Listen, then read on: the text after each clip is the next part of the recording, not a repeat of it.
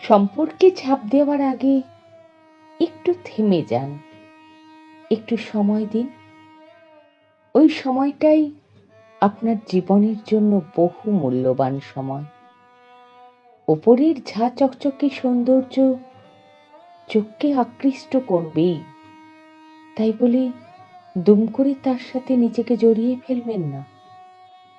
যে কোনো গিফট প্যাকের মোড়ক সবসময়ই চকচকে হয়, ভেতরে কি আছে মোড়ক না খুললে বোঝা যায় না। চোখের দেখাই শেষ কথা নয়।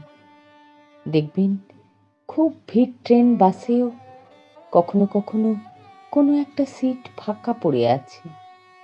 দেখবেন তার আশেপাশেও কোনো লোকজনও দাঁড়িয়ে নেই।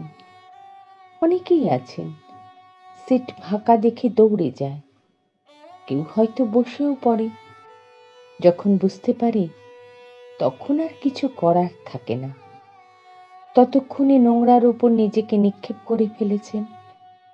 দূর থেকে পরিষ্কার লাগতেই পারে, এগোবার আগে আপনার ভাবা উচিত ছিল এতগুলো মানুষ দাঁড়িয়ে তবু ওই সিটে বসেনি কেন। প্রলোভনকে উপেক্ষা করুন।